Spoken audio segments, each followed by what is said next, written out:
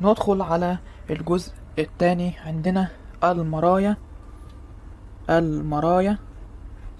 الكرية.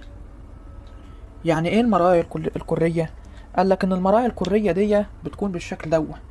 بيكون مرايا سطحها العاكس جزء من سطح كرة جوفاء، كأنه جزء من سطح ايه، من سطح كرة جوفاء.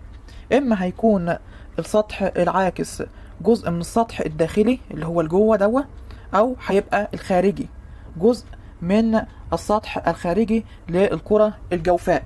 طبعا احنا عارفين ان الشرط دي هو السطح المعتم، السطح اللامع او العاكس اللي هو معلهوش شرط، يعني هنا السطح العاكس خارجي اللي هو السطح اللي من الخارج دوت، هنا السطح داخلي. واخد بالك معايا؟ اللي بيكون السطح العاكس فيها داخلي بنسميها مرآة مقعرة.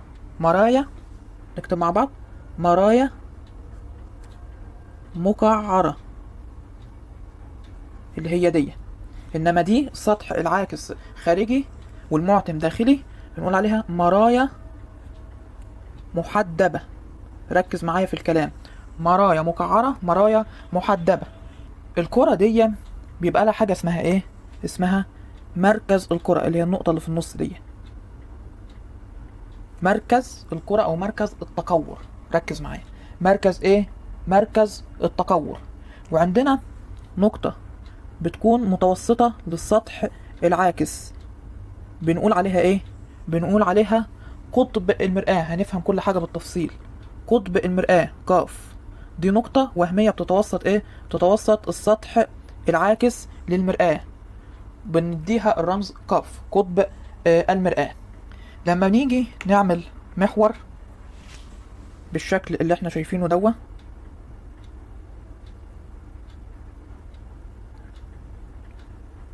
ده بنقول عليه ايه؟ بنقول على المحور ده ايه؟ نقول عليه المحور الأصلي. محور خط مستقيم واصل مركز التكور بقطب المرآة بالشكل اللي انت شايفه دوت. مركز التكور بقطب المرآة ده بنقول عليه ايه؟ المحور الأصلي. يبقى احنا كده عندنا كام حاجة؟ عندنا مركز التكور وقطب المرآة والمحور الأصلي. طيب يا أستاذ، بعد كده بيقول لي إن المسافة بين مركز التكور وأي نقطة على السطح العاكس، وأي نقطة على السطح العاكس بنسميها إيه؟ بنسميها نصف القطر. بنسميها نصف القطر. يعني لو عملت كده ولتكن النقطة دي اسمها س مثلا، أنا عاملها بالقلم الرصاص لأني همسحها بعد كده علشان ما تلخبطناش. ميم س دوا اللي هو نق، أو ميم صاد، ميم صاد، ده بنقول عليه ايه؟ ده بنقول عليه نق، اللي هو نصف القطر الواصل ما بين مركز التكور والسطح العاكس. يبقى لما اجي اقول لك المحور الاصلي اللي هو ميم قاف دوا، تقول لي المستقيم المار بمركز تكور المرآة وقطبها، مركز تكور المرآة وقطبها. مركز التكور واي نقطة على السطح العاكس بيكونوا لي ايه؟ بيكونوا لي نصف القطر او نق. في حاجة عندنا تاني اسمها المحور الثانوي. ايه يا استاذ؟ المحور الثانوي. ايه المحور الثانوي ده؟ قال لك المستقيم المار بمركز التكور، مركز تكور المرآة، واي نقطة على سطحها بخلاف او باستثناء القطب، بخلاف او باستثناء القطب. يعني النقطة س دي وميم بالشكل ده بتمثل لي ايه؟ قال لك دي كده بتمثل لي المحور الثانوي، المحور الثانوي. تمام يا استاذ.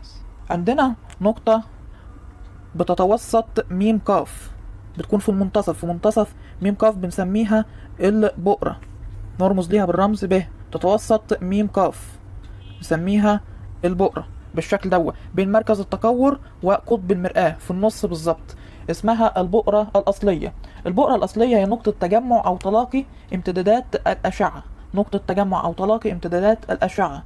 بتنشأ إيه؟ بتنشأ من سقوط الأشعة المتوازية والموازية للمحور الأصلي، وهنشوف كل الكلام ده بالتفصيل. قال لك البعد بين البؤرة والسطح العاكس بنسميه البعد البؤري. البعد البؤري يعني هنا بيبقى فيه بعد بؤري وهنا بيبقى فيه بعد بؤري. البعد البؤري بنرمز له بالرمز عين. هنا بيبقى فيه ايه؟ بعد بؤري.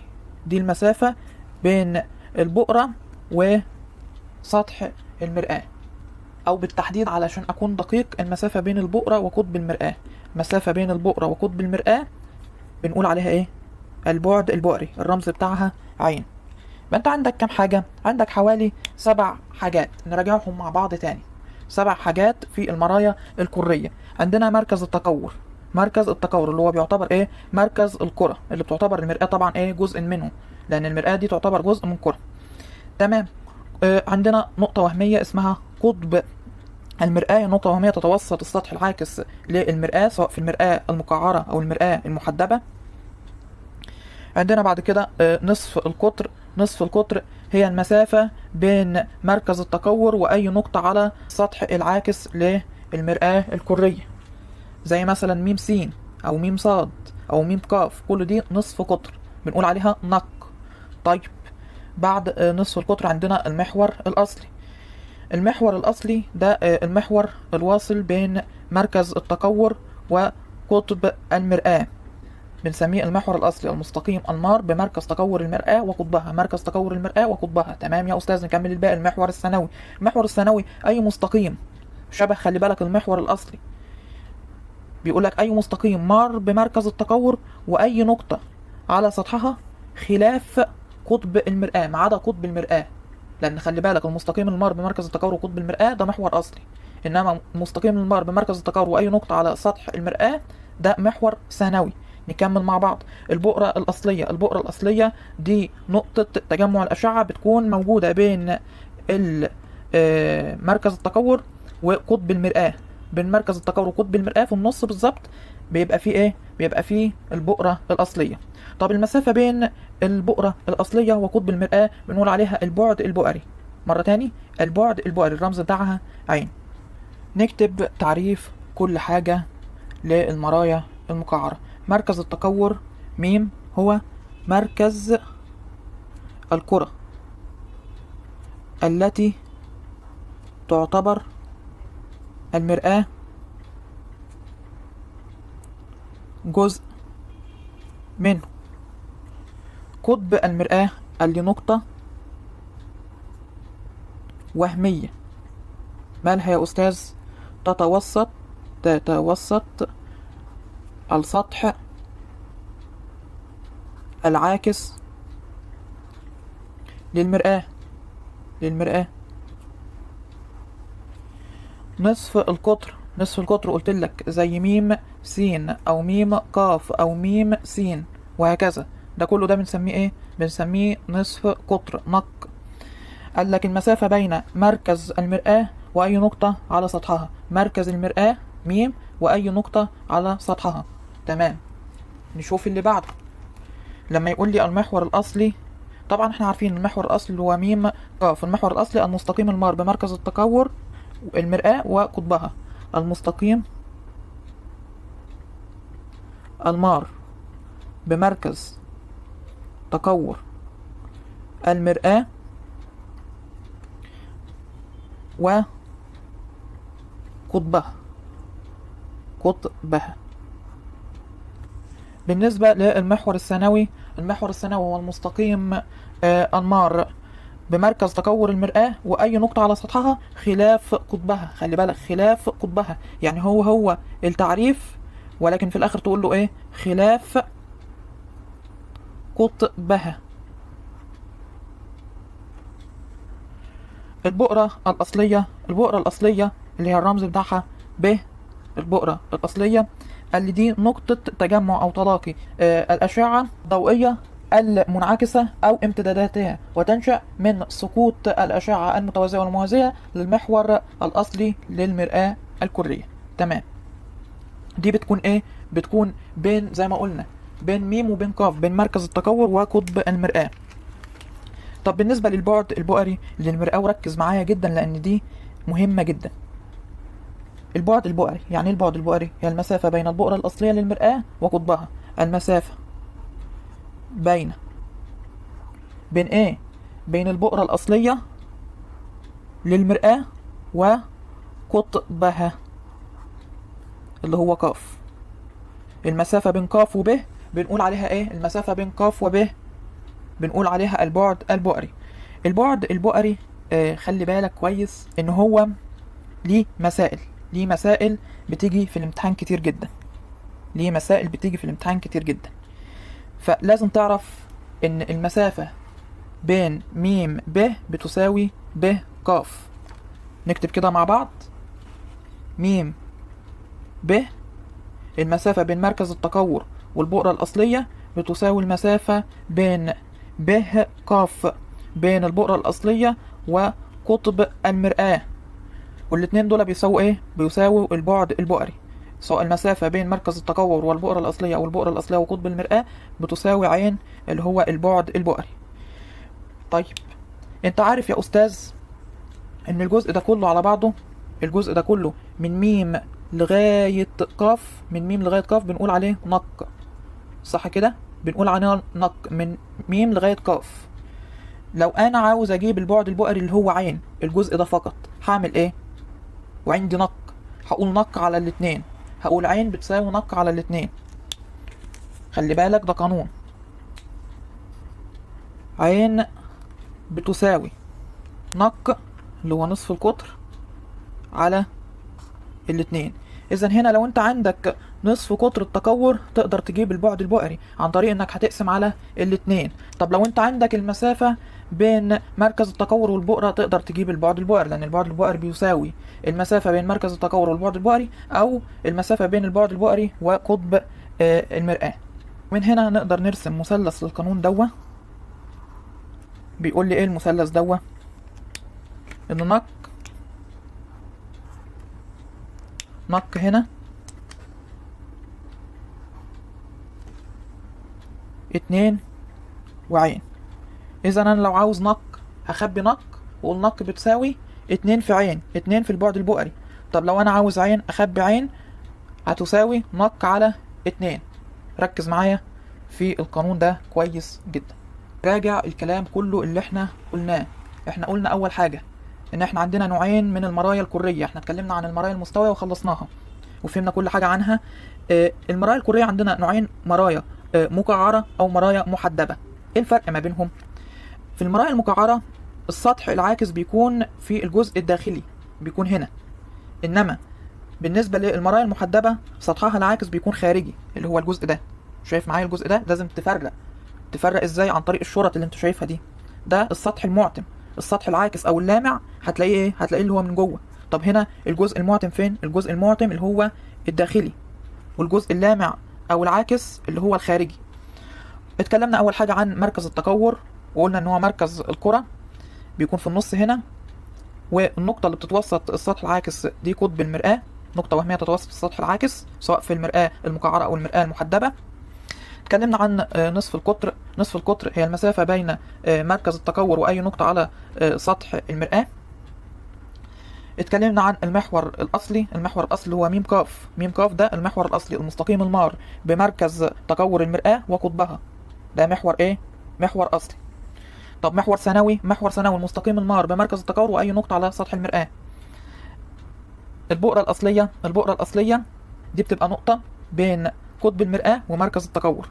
النقطة دي بتنشأ ازاي؟ بتنشأ من تجمع أو تلاقي الأشعة الضوئية المنعكسة أو امتداداتها، وتنشأ من سقوط الأشعة المتوازية والموازية للمحور الأصلي للمرآة الكرية.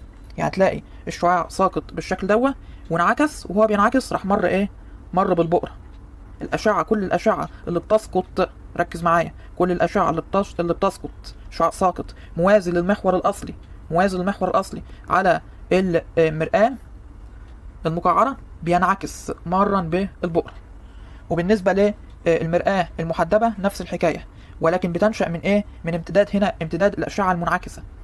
الشعاع بيبقى ساقط بالشكل ده، ساقط موازي طبعا للمحور الأصلي على السطح العاكس للمرآة المحدبة.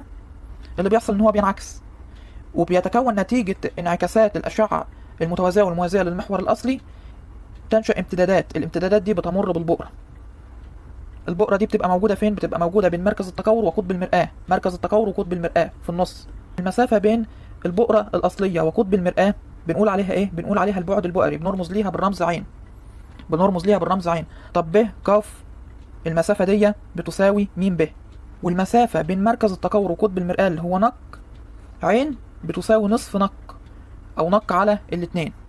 عين اللي هو البعد البؤري، مسافة بين البؤرة الأصلية وقطب المرآة. أعتقد إن أنت مع الشرح دوا والإعادة فهمت كل حاجة.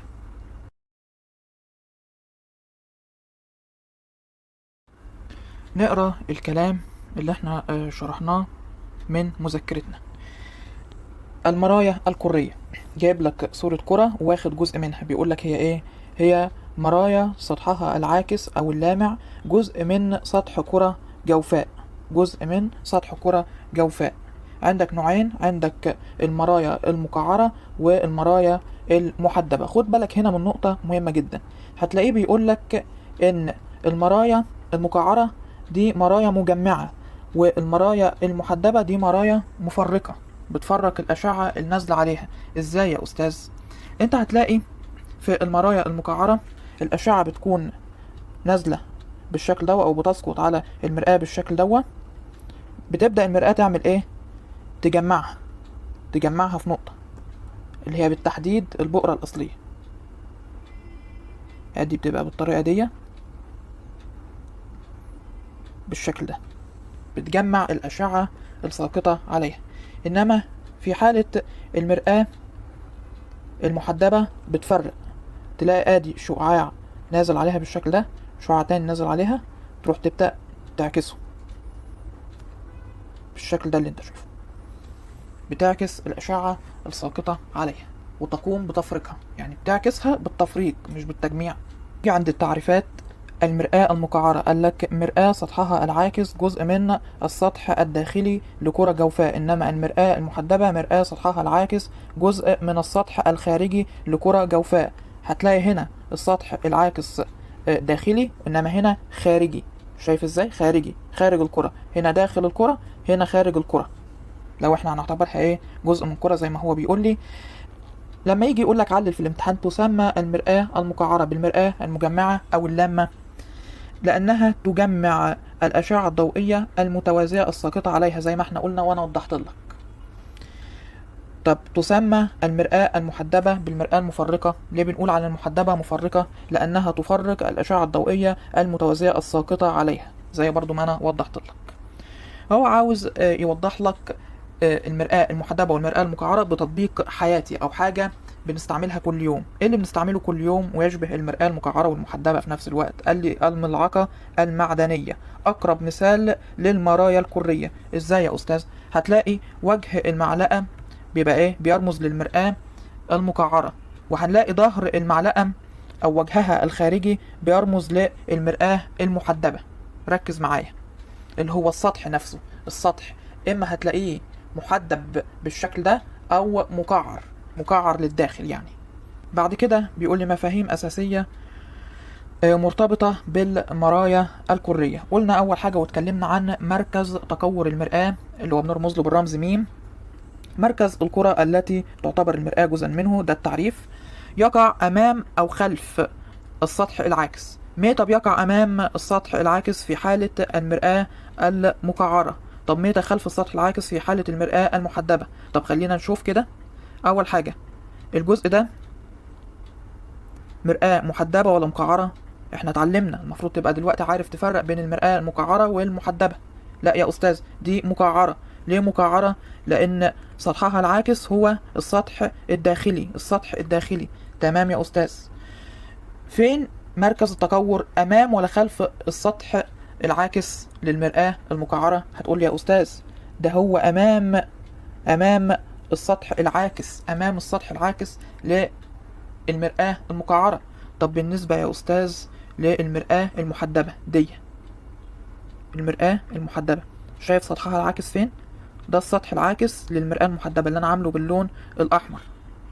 الجسم هنا بيبقى أمامه. لما تلاقي جسم موجود هنا، ده بيبقى كده ايه؟ امام السطح العاكس للمرآة المحدبة. طب مركز التكور بيبقى خلف كده، خلف المرآة المحدبة، خلف السطح العاكس للمرآة المحدبة. ركز معايا. تمام. يجي يتكلم لك عن قطب المرآة. قلنا هي نقطة وهمية فين؟ تتوسط السطح العاكس للمرآة الكرية، موجودة في النص هنا. نصف قطر التكور. قال لك ان نصف قطر التكور هو نصف قطر الكرة التي تعتبر المرآة جزءا منه، او المسافة بين مركز تكور المرآة واي نقطة على سطحها العاكس، سواء النقطة س، النقطة د، النقطة ق، كله دي بنسميها ايه؟ بنسميه نق، اللي هو نصف القطر. هو حتى بيقول لك مثال: ميم س ميم ق ميم د. وعلى فكرة ميم س بتساوي ميم ق بتساوي ميم د، بيساوي طبعا كلهم ايه؟ بتساوي نق، لان طبعا انصاف الاقطار متساوية زي ما احنا عارفين، انصاف اقطار الدائرة. يجي يقول لك ما معنى ان مرآة كرية نصف قطر تكورها 10 سنتيمتر؟ يعني ايه الكلام دوا؟ يعني ايه اساسا نصف قطر التكور؟ قلنا نصف قطر التكور هو المسافة بين مركز تكور هذه المرآة واي نقطة على سطحها العاكس هتساوي كام؟ هتساوي 10 سنتي. يعني انت كل اللي هتعمله ان انت هتعرف نصف القطر، تعرف نصف قطر التكور. يعني ايه نصف قطر التكور؟ ممكن كمان تقول له نصف قطر الكرة التي تعتبر المرآة جزءا منه هيساوي كام؟ هيساوي 10 سنتيمتر. هتعرف نصف قطر التكور وتضيف في الاخر كلمة يساوي 10 سنتيمتر، طالما هو بيقول لك ان نصف قطر التكور هيساوي 10. ايه معناها؟ لازم تبقى فاهم السؤال. ما معنى ان دي دايما بتكون طالبة ايه؟ بتكون طالبة انك تعرف المصطلح المذكور في الجملة. المحور الأصلي للمرآة اللي هو م ق زي ما اتفقنا، المستقيم المار بمركز تكور المرآة وقطبها. قال لك للمرآة الكرية محور أصلي واحد. ليه ليها محور أصلي واحد؟ أولا هي ليها مركز واحد ما فيهوش غيره، وليها قطب واحد ملوش غيره أو ما فيش غيره، يبقى لأن لها مركز تكور واحد وقطب واحد، فمش هيبقى ليها بالتالي غير إيه؟ غير مستقيم واحد يمر مركز التكور والقطب اللي هو المحور الأصلي. إنما المحور الثانوي قال لك هو المستقيم المار بمركز تكور المرآة وأي نقطة على سطحها العاكس خلاف قطبها. لو ما قلتش كلمة خلاف قطبها تبقى غلط، لازم تقول خلاف قطبها، لأنك لو وصلت ميم بقاف بالشكل دوا انت كده ده ايه؟ ده المحور الأصلي. واخد بالك معايا؟ ده كده ايه؟ المحور الأصلي وليس المحور الثانوي. المحور الثانوي أي نقطة متوصلة أو مستقيم مار بمركز التكور وأي نقطة تانية ما عدا القطب، قطب المرآة. زي ايه؟ زي ميم واو وميم دا، ميم لام وميم ه وميم س اللي عندك في الشكل. يجي يسألك في الامتحان علل للمرآة الكرية عدد لا نهائي من المحاور الثانوية. ليه ليه عدد لا نهائي من المحاور الثانوية؟ هنقول له لأن أي خط مستقيم يمر بمركز تكور المرآة وأي نقطة على سطحها العاكس خلاف قطبها يعتبر محور ثانوي. البؤرة الأصلية للمرآة اللي هي ب، قال لي نقطة تجمع أو تلاقي الأشعة الضوئية المنعكسة، ركز معايا، أو امتداداتها، وتنشأ من سقوط الأشعة المتوازية والموازية للمحور الأصلي للمرآة الكرية. نشوف عندنا كده، هنلاقي عندك مرآة مقعرة ومرآة محدبة. تمام يا أستاذ؟ هنلاقي إن البؤرة الأصلية بتنشأ في المرآة المقعرة نتيجة تلاقي أو تجمع انعكاس الأشعة الساقطة، تمام؟ أو الأشعة المنعكسة، نتيجة تجمع الأشعة المنعكسة. كل شعاع منعكس بيمر بإيه؟ بيمر بالبؤرة الأصلية، بيمر بالبؤرة الأصلية، فنتجت من انعكاسات الأشعة أو الأشعة الضوئية المنعكسة. على عكس المرآة المحدبة، هتلاقي عندك البؤرة موجودة خلف السطح العاكس للمرآة المحدبة، وناتجة من تلاقي امتدادات الأشعة المنعكسة. ادي عندك شعاع منعكس، شعاع منعكس، شعاع منعكس، شعاع منعكس، كل دي أشعة منعكسة. هو جاب لك الامتدادات بالشكل ده، قال لك الامتداد ده بيشكل لي ايه؟ بيشكل لي البؤرة الأصلية. وقال لي حاجة مهمة جدا، ان البؤرة الأصلية للمرآة المقعرة بتكون حقيقية، انما البؤرة الأصلية للمرآة المحدبة بتكون تقديرية. يعني ايه يا أستاذ؟ هنفهم كل حاجة بالتفصيل. علشان نعرف نفرق اكتر بين المرآة المقعرة والمرآة المحدبة من حيث البؤرة، عملنا مقارنة بسيطة. اول حاجة المرآة المقعرة، البؤرة حقيقية، ركز معايا، حقيقية بالنسبة للمرآة المقعرة. طب بالنسبة للمرآة المحدبة قال لك البؤرة تقديرية. تقديرية يا أستاذ. بالنسبة للنشأة قال لي في المرآة المقعرة تنشأ البؤرة الحقيقية نتيجة تلاقي الأشعة المنعكسة. تنشأ من تلاقي بالنسبة للمرآة المقعرة الأشعة المنعكسة. طيب بالنسبة للمرآة المحدبة البؤرة الأصلية بتنشأ من إيه؟ قال لي تنشأ من تلاقي امتدادات الأشعة، امتدادات الأشعة المنعكسة. تمام يا أستاذ. بالنسبة لمكان تواجد البؤرة الأصلية في المرآة المقعرة اللي تقع أمام السطح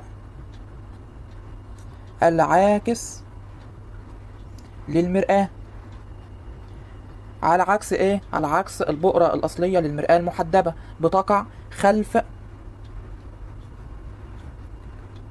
السطح العاكس، مظبوط، للمرآة. يبقى ركز معايا في الاختلافات ما بين البؤرة الأصلية للمرآة المقعرة والبؤرة الأصلية للمرآة المحدبة. نراجعهم تاني بشكل سريع. البؤرة الأصلية للمرآة المقعرة بؤرة حقيقية، بؤرة حقيقية، إنها بالنسبة للمرآة المحدبة البؤرة تقديرية.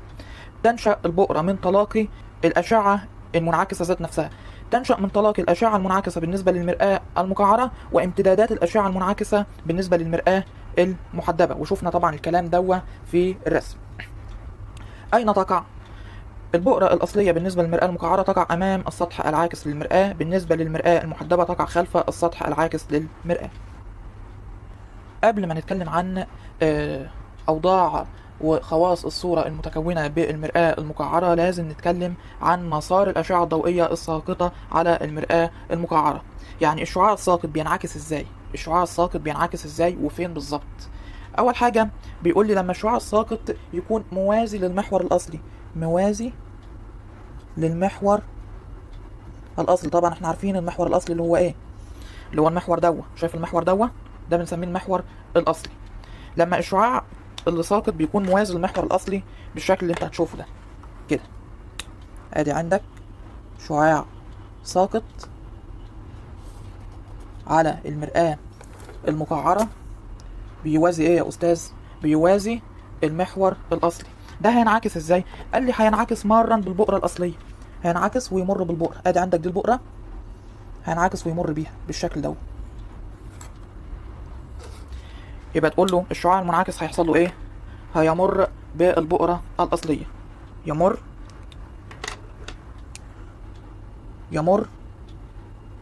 بالبؤرة الأصلية. تمام يا أستاذ. دي أول حالة. أول حالة عندنا، احنا عندنا كام حالة؟ عندنا 3 حالات. طيب لو الشعاع الساقط دوا كان ساقط أساسا وهو مر بالبؤرة، ساقط مر بالبؤرة، يبقى الحالة التانية الشعاع الساقط مر بالبؤرة الأصلية للمرآة المقعرة. هينعكس ازاي؟ تعال نرسمها ونشوف. ادي تلاقي عندك الشعاع الساقط سقط بالشكل ده ومر بالبؤرة. هينعكس ازاي يا أستاذ؟ قال لي هينعكس موازي للمحور الأصلي. الشعاع المنعكس هيبقى بالشكل ده، موازي لإيه؟ موازي للمحور الأصلي بالشكل ده. يبقى دي الحالة التانية. نسجل ونكتب الشعاع المنعكس يوازي المحور الأصلي. ندخل على الحالة الثالثة والأخيرة. قال لك لو الشعاع الساقط مر بمركز التكور. احنا شفنا الحالة لما يكون ايه؟ بيمر بالبؤرة الأصلية. الحالة الثالثة بتقول لي لو يمر بمركز التكور. هينعكس ازاي؟ نرسم ونشوف. ادي عندك الشعاع الساقط بالشكل ده،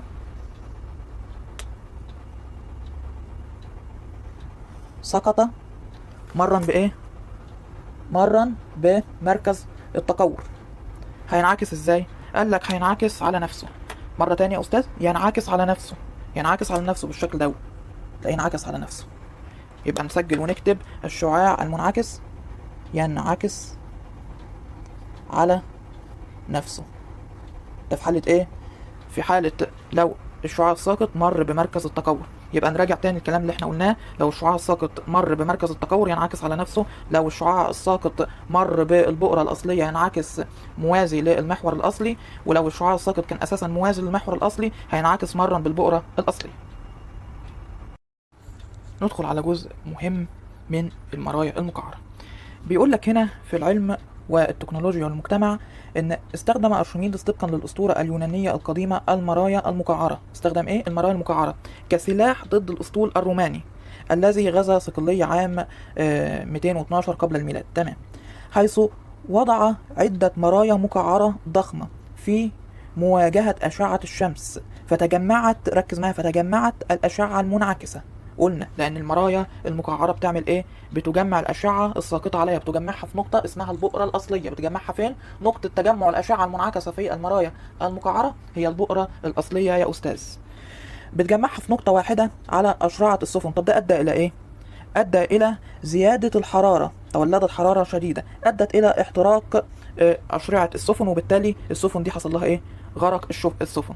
السفن غرقت بسبب ان الاشرعه اتحرقت، شراع السفينه اتحرق. تمام يا استاذ. يبقى انت عندك كام معلومه او ايه اللي تستفاده من الكلام دوت؟ نستفاد من الكلام دوت ان احنا نعرف ان المرايا المقعره بتجمع لي الاشعه الساقطه عليها زي اشعه الشمس، بتجمعها في نقطه واحده، والنقطه دي بتمثل البؤره للمرآة. النقطه دي لما بنوجهها لاي حاجه بتولد حراره شديده لانها طبعا بتجمع كل الاشعه الساقطه عليها في نقطه واحده. بتؤدي الى ايه؟ بتؤدي الى احتراق اي حاجه تسقط عليها. يعني يجي يقول لك علل في الامتحان: تستخدم المرايا المقعره لتوليد الحراره الشديده. المرايا المقعره نقول له لان المرآة المقعره تجمع الاشعه المتوازيه الساقطه عليها في نقطه واحده اللي هي البؤره، مولده حراره شديده. تمام يا استاذ. وهنا بيقول لك في المذكره: الشعاع الساقط مرا بالبؤرة على المرآة المقعرة ليه بينعكس على نفسه؟ لما يقول لك علل ينعكس على نفسه تقول له لأن كل من زاويتي السقوط والانعكاس بتساوي ايه؟ بتساوي صفر، فبالتالي هينعكس على نفسه. إذا ايه؟ إذا مر بمركز التكور. ندخل على أهم جزء في درس المرايا وهو خواص الصورة المتكونة بالمرآة المقعرة. هتلاقي عندك كام حالة؟ هتلاقي عندك 6 حالات. أول حاجة لما نيجي نقرا ونشوف بيقول لك يختلف موضع وخواص الصورة المتكونة بالمرآة المقعرة تبعا لاختلاف ايه؟ تبعا لاختلاف موضع الجسم بالنسبة لها. يعني بالنسبة للمرآة الجسم دوت واقف عند البؤرة، واقف بين البؤرة وبين مركز التكور، واقف عند مركز التكور، وهكذا. نشوف أول حاجة لو قال لك الجسم كان بعيد جدا، بعيد جدا، يعني الأشعة الساقطة عليها متوازية وموازية للمحور الأصلي. زي أشعة ايه يا أستاذ؟ زي أشعة الشمس. الشمس دي تعتبر مصدر بعيد، واخد بالك؟ فالأشعة الساقطة على المرآة في الحالة دي بتكون أشعة متوازية وموازية للمحور الأصلي، بتتجمع عند نقطة صغيرة زي ما انت شايف الصورة بتبقى فين؟ ادي عندك الأشعة بتنعكس علشان في الآخر تكون لي صورة عند النقطة ب. فبيقول لي موضع الصورة بالنسبة للمرآة: الصورة على بعد يساوي البعد البؤري، يعني عند البؤرة نفسها. بعد يساوي البعد البؤري يعني عند البؤرة. الصورة بتتكون فين؟ الصورة بتتكون عند البؤرة.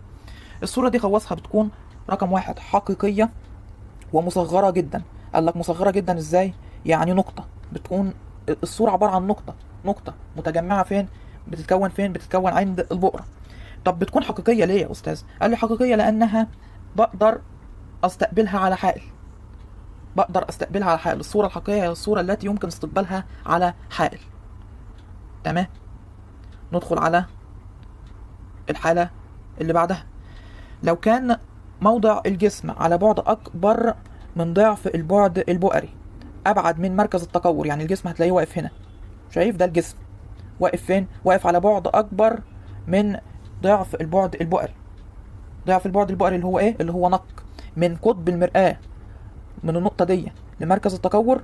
ده بنقول عليها إيه؟ بنقول عليها نق نصف القطر، أو ممكن نقول عليها ضعف البعد البؤري، لأن من قطب المرآة للبؤرة ده كان البعد البؤري، طب من قطب المرآة لمركز التكور ده كده ضعف البعد البؤري. الجسم واقف على بعد اكبر من ضعف البعد البؤري او ابعد من مركز التكور، يعني واقف بعد مركز التكور على بعد اكبر من مركز التكور. بالنسبة للمرآة هتلاقي اللي بيحصل، هتلاقي ان هو في شعاع بيسقط موازي للمحور الاصلي، الشعاع التاني بيكون مار بالبؤرة بالشكل ده، بتبدأ الأشعة تنعكس بالشكل ده وتكون لي صورة فين؟ تكون لي صورة بين البؤرة الأصلية ومركز التكور. ادي عندك الصورة المتكونة.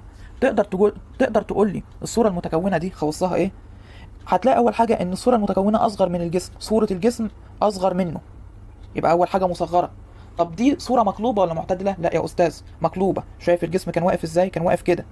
الصورة مقلوبة، السهم هتلاقيه ايه؟ مقلوب. يبقى أول حاجة مقلوبة. مصغرة ولا مكبرة؟ لا مصغرة. مقلوبة مصغرة. تمام يا أستاذ. قلت لك قبل كده الصورة المقلوبة دي بتكون حقيقية ولا تقديرية؟ لا يا أستاذ دي بتكون حقيقية. مرة تاني كده، الصورة المقلوبة بتكون حقيقية، المعتدلة بتكون تقديرية. المعتدلة زي الصورة المتكونة بواسطة المرآة المستوية بتكون صورة معتدلة تقديرية، إنما مقلوبة حقيقية. يبقى مقلوبة حقيقية. طبعا انت هتلاقيني في المذكرة كاتبهم لك بايه؟ بالترتيب. موضع الصورة طبعا بالنسبة للمرآة بيقول لك الصورة على بعد أكبر من البعد البؤري وأقل من ضعف البعد البؤري، أو بمعنى أبسط وأدق بيقول لك بين البؤرة ومركز التكور. بين البؤرة ومركز التكور ده متى؟ لما الجسم يكون واقف على بعد أكبر من ضعف البعد البؤري. ممكن تقول له كمان في الامتحان الصورة على بعد أكبر. خلي بالك مهم جدا إنك تحفظ الكلام ده كويس وتفهمه. الصورة على بعد أكبر من البعد البؤري. ادي عندك البعد البؤري اللي هو بعد البؤرة من قطب المرآة. الصورة المتكونة على بعد اكبر، واقفة بعد ايه؟ بعد البؤرة. تمام. واقل من ضعف البعد البؤري. من مركز التكور لقطب المرآة ده ضعف البعد البؤري. هي ما عدتش المسافة دي، هي واقفة قبل مركز التكور. يبقى واقل من ضعف البعد البؤري أي بين البؤرة ومركز التكور. طبعا هو كاتب لك هنا الخواص بشكل مرتب: حقيقية، الصورة المتكونة حقيقية، مقلوبة، مصغرة. حقيقية، مقلوبة، مصغرة. ده متى؟ لما الجسم يكون واقف على بعد أكبر من ضعف البعد البؤري. ندخل على الحالة رقم 3. الحالة رقم 3 بيقول لك لما الجسم يقف على بعد يساوي ضعف البعد البؤري، يعني عند مركز التكور. لما الجسم يكون واقف عند مركز التكور، الصورة قال لك بتتكون برضو عند مركز التكور. يبقى دي حالة مميزة جدا، حالة مميزة. ليه يا أستاذ؟ الصورة والجسم بيتكونوا بنفس أو في نفس الموضع. هتلاقي الصورة المتكونة متكونة عند مركز التكور، والجسم واقف عند مركز التكور. ايه اللي بيحصل؟ الصورة هتكون حقيقية مقلوبة مساوية للجسم، ليست مكبرة أو مصغرة. إيه ده يا أستاذ؟ يعني لما الجسم يكون واقف عند مركز التكور، الصورة اللي هتتكون له هتكون مساوية له في الحجم؟ أيوه. بقى مرة تاني، حقيقية مقلوبة. طالما مقلوبة بالشكل ده، طالما الصورة مقلوبة، يبقى هتكون حقيقية. حقيقية مقلوبة، وزي ما أنت شايف هتبقى مساوية للجسم. عما احنا نتتبع مسار الأشعة هنلاقي أول شعاع سقط على المرآة، كان الشعاع الساقط إيه؟ موازي المحور الأصلي، وبعد كده انعكس طبعا مرا بالبؤرة زي ما احنا عارفين. هو الشعاع الساقط سقط مرا بالبؤرة وانعكس موازي للمحور الأصلي. اتجمع فين؟ اتجمعت الأشعة الساقطة عند نقطة وكونت لي الصورة. الصورة اتكونت على بعد يساوي ضعف البعد البؤري عند مركز التكور. هنا بيقول لك ويعد لك الكلام ده ويقول لك الصورة المتكونة هتكون على بعد يساوي ضعف البعد البؤري عند مركز التكور. الصورة خواصها هتكون حقيقية مقلوبة مساوية للجسم. ندخل على الحالة رقم 4. لما الجسم يكون واقف على بعد أكبر من البعد البؤري وأقل من نصف قطر التكور، وأقل من نصف قطر التكور أو أقل من ضعف البعد البؤري، أي بين البؤرة ومركز التكور. الجسم واقف بين البؤرة، واقف هنا. شايف الجسم واقف بين البؤرة وبين مركز التكور. زي ما احنا شايفين الصورة اتكونت له ايه؟ الصورة اللي اتكونت نتيجة تلاقي الأشعة المنعكسة. أول شعاع كان ساقط موازي للمحور الأصلي، انعكس مرا بالبؤرة الأصلية. الشعاع الثاني سقط مرا بالبؤرة الأصلية وانعكس موازيا للمحور الأصلي، كون لي صورة على بعد أكبر من ضعف البعد البؤري أو أبعد من مركز التكور. دي الصورة المتكونة. تمام. إيه خواص الصورة؟ يعني أنت من النظر كده تقدر تطلع لي خواص الصورة؟ أيوة يا أستاذ، الصورة دي مقلوبة. أول حاجة، طالما مقلوبة يبقى حقيقية ولا تقديرية؟ لا، طالما مقلوبة يبقى حقيقية. حقيقية مقلوبة. أكبر من الجسم ولا أصغر من الجسم ولا مساوية له في الحجم؟ لا، أكبر من الجسم، يبقى حقيقية مقلوبة مكبرة. حقيقية مقلوبة مكبرة، دي خواص الصورة المتكونة. هنا بيقول لك موضع الصورة بالنسبة للمرآة هيكون على بعد أكبر من نصف قطر التكور أو أبعد من مركز التكور بمعنى أدق وبمعنى أوضح. وإحنا طبعا عارفين إن نصف قطر التكور اللي هو نق بيساوي ضعف البعد البؤري. يعني لو قالك في الامتحان ان الصورة المتكونة هتكون على بعد اكبر من ضعف البعد البؤري، هتقول له صح. خد بالك ما يضحكش عليك، نصف قطر التكور بيساوي ضعف البعد البؤري. ندخل على خواص الصورة المتكونة. حقيقية زي ما قلت لك، مقلوبة مكبرة.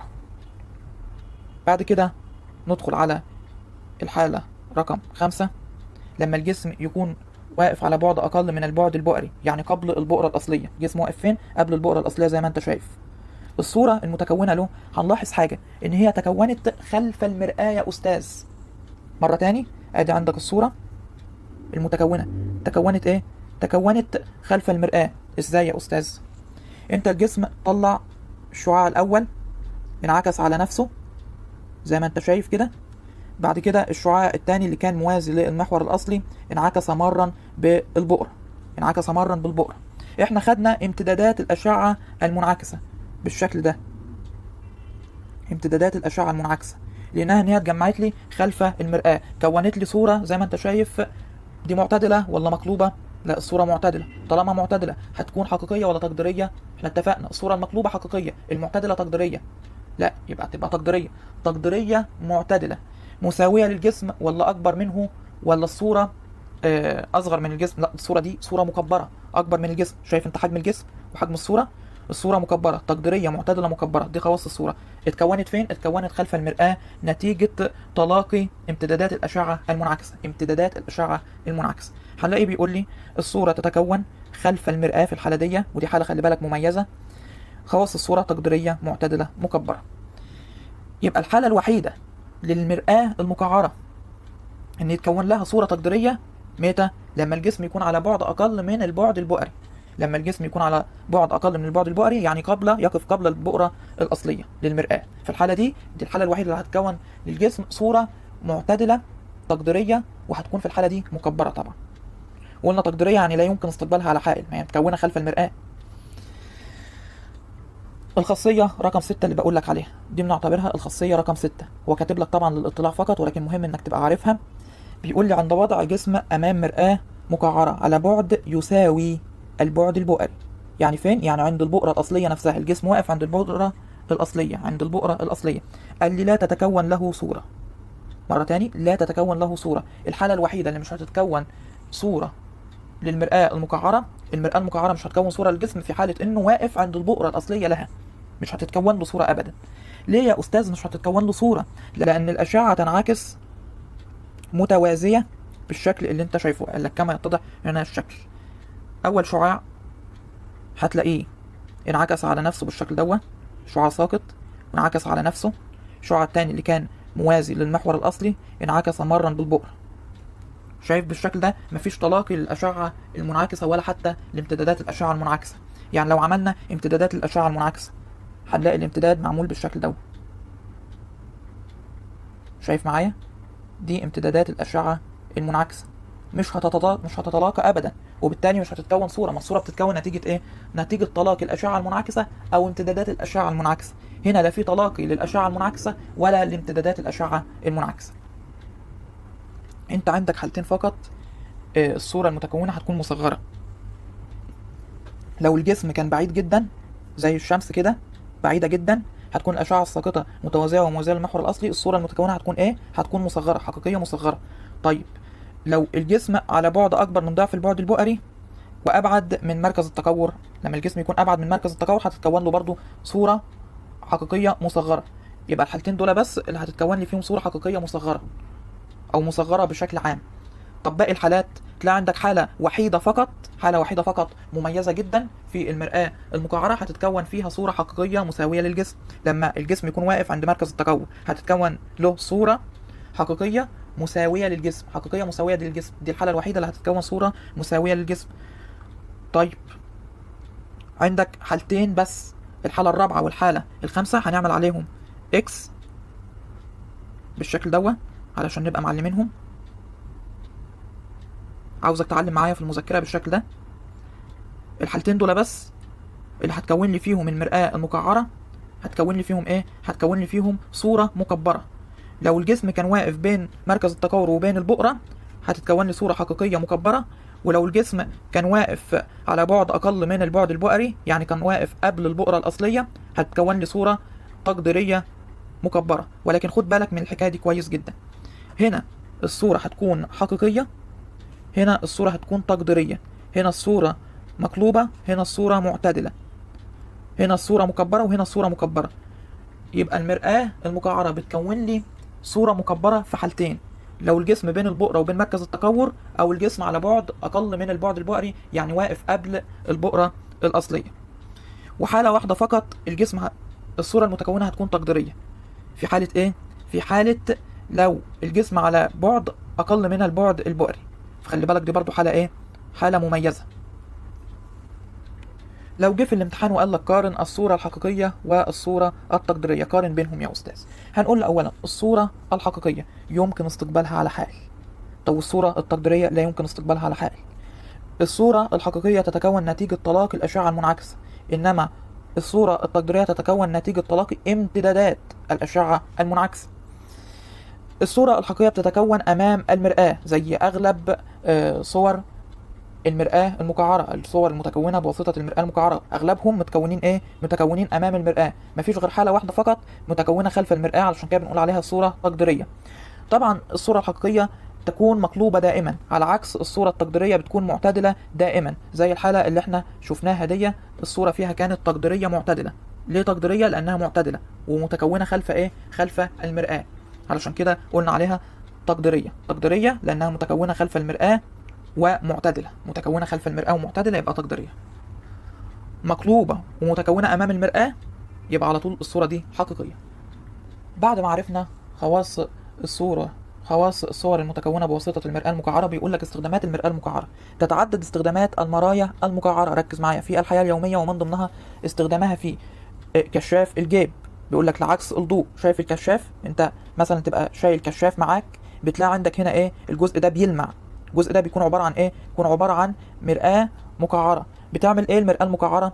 الضوء الساقط عليها من المصباح هي بتقوم بعكس الضوء الساقط عليها من المصباح، فتخلي ايه؟ فتخلي الضوء او الاشعة الضوئية الخارجة من المصباح بالشكل دوا اشعة قوية تساعدك على ايه؟ اضاءة المكان اللي انت فيه. طب بالنسبة للمصابيح الامامية للسيارات برضو نفس الحكاية، بيكون شبه كشاف الجيب، بتكون معمولة من ايه؟ او موجود فيها المرايا المقعرة. نفس الحكاية الكشافات الموجودة في مر هبوط الطائرات بالمطارات، بتكون لإرشاد ايه؟ لإرشاد الطائرات، برضو بتدخل في صناعتها المرآة المقعرة. الفنارات البحرية نفس فكرة عمل الكشاف التي توجد في الموانئ لإرشاد السفن.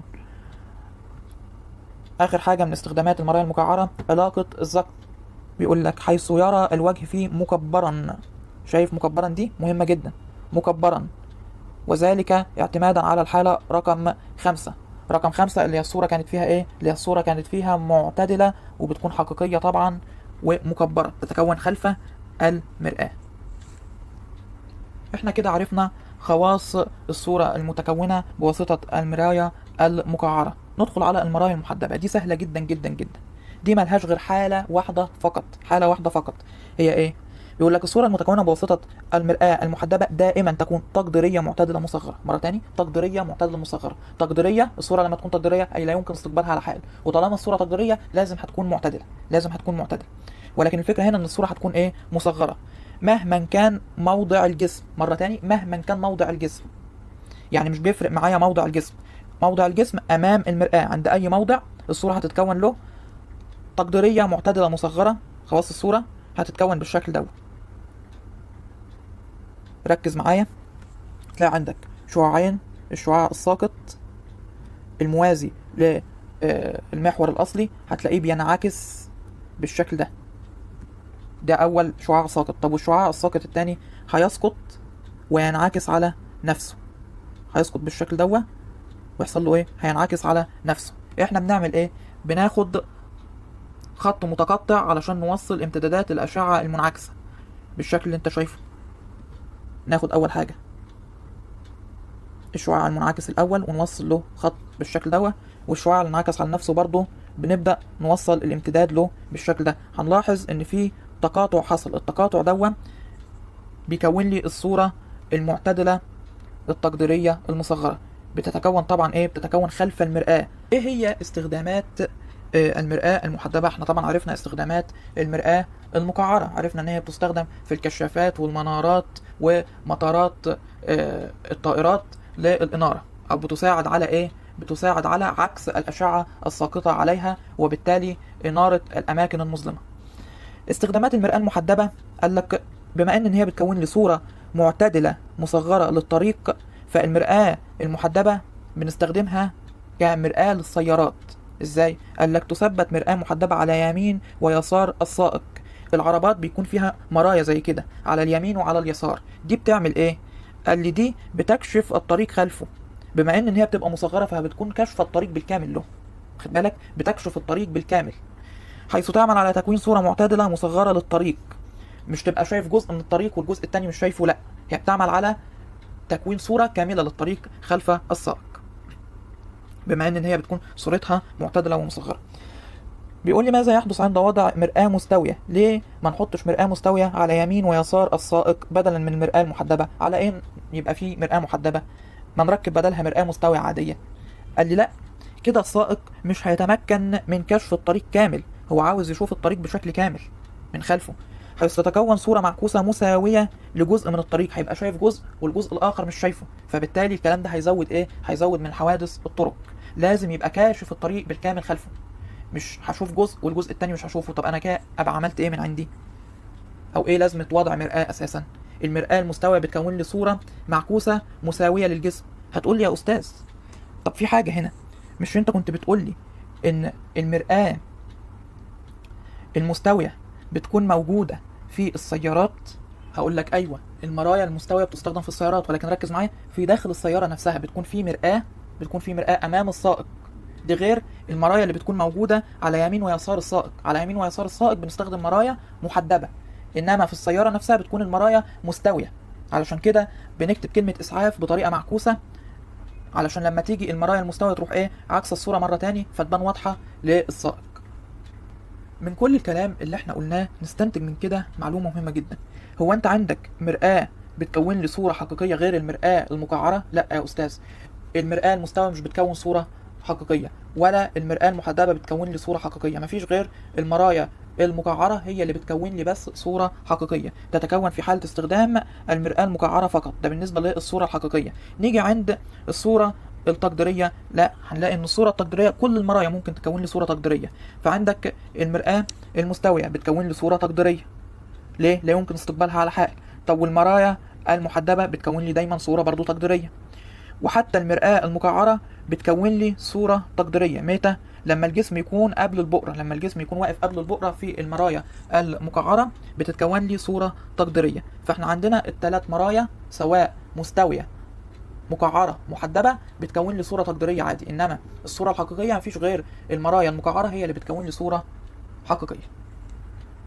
حقيقية يعني ايه؟ يعني يمكن استقبالها على حائل. والصورة الحقيقية بتكون صورة مقلوبة. نكتب كمان نأكد على المعلومات. التقديرية الصورة بتكون معتدلة وبتتكون خلف المرآة معتدلة، زائد انها بتتكون خلف المرآة. طيب والصورة الحقيقية بتكون مقلوبة، افتكر دايما تكون مقلوبة زي ما انت شفت، بالإضافة انها بتتكون امام المرآة. اكتب برضو الملاحظات دي مهمة جدا.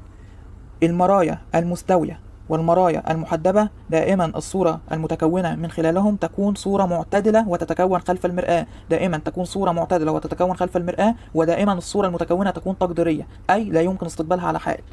الصورة المتكونة بواسطة المرايا المستوية والمرايا المحدبة لا يمكن استقبالهم على حائل. مرة تاني، الصورة المتكونة للمرايا المستوية والمرايا المحدبة لا يمكن استقبالهم على حائل. الصورة بتكون معتدلة، ومكان الصورة دايما بتكون خلف المرآة. موضع الصورة بالنسبة للمرآة خلف المرآة. ندخل على سؤال مهم جدا جدا. بيقول لي وضع جسم على بعد 15 سنتي من مرآة كرية ما نعرفش نوعها. قال لي مرآة كرية من غير ما يحدد.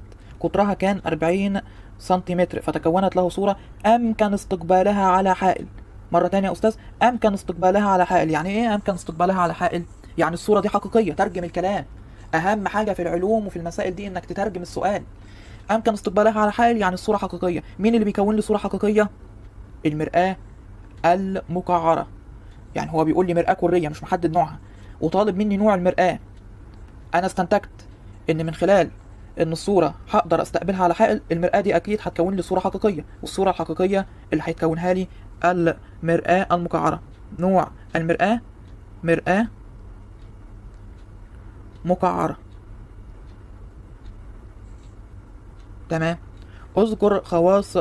اذكر موضع وخواص الصورة المتكونة بواسطة المرآة.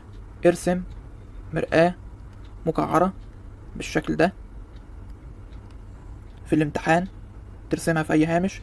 تبدأ ترسم محور أصلي بالشكل ده، وابدأ حدد البؤرة الأصلية ومركز التكور، وشوف الجسم ده. والجسم ده كان واقف على بعد 15 سنتي. 15 سنتي يعني هيكون واقف فين؟ معرفش، ولكن هو بيقول لي إنه قطر المرآة دي كان 40 سنتي.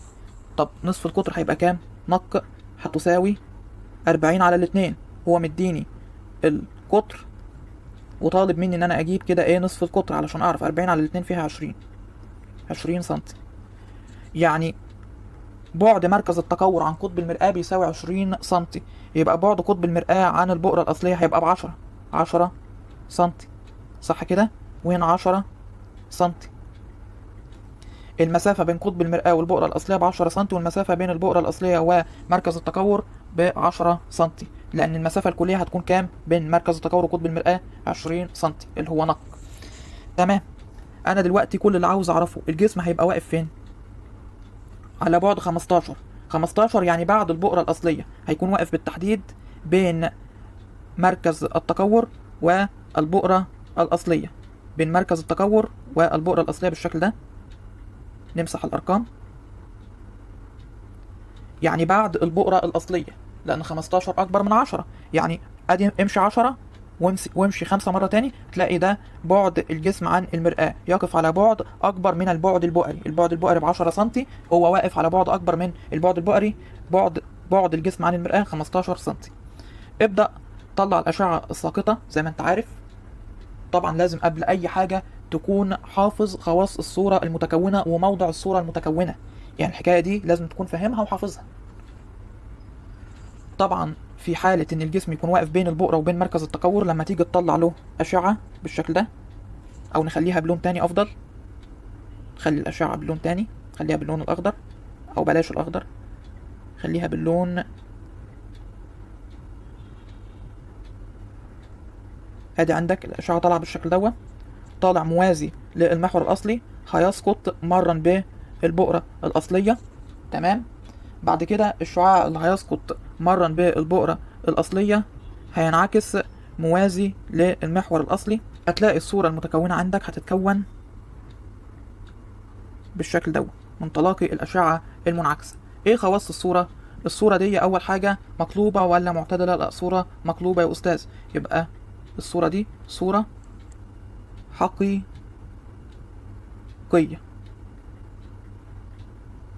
مقلوبة طبعا، مقلوبة. مكبرة ولا مصغرة؟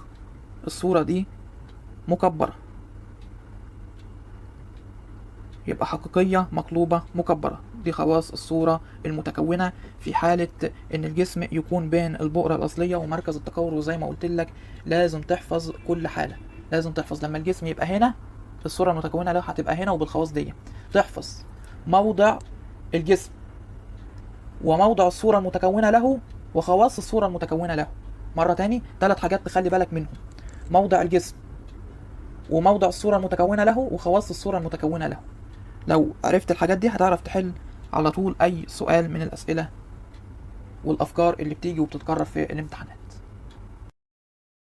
ندخل على سؤال حصتنا. بيقول لي في الشكل المقابل ما نوع المرآة، وطالب مني كمان نصف قطر تكور المرآة، وبيسألني في الآخر بيقول لي هل بؤرة المرآة حقيقية أم تقديرية ولماذا؟ يا ريت نحل السؤال ده ونكتب الإجابة بتاعته في التعليقات.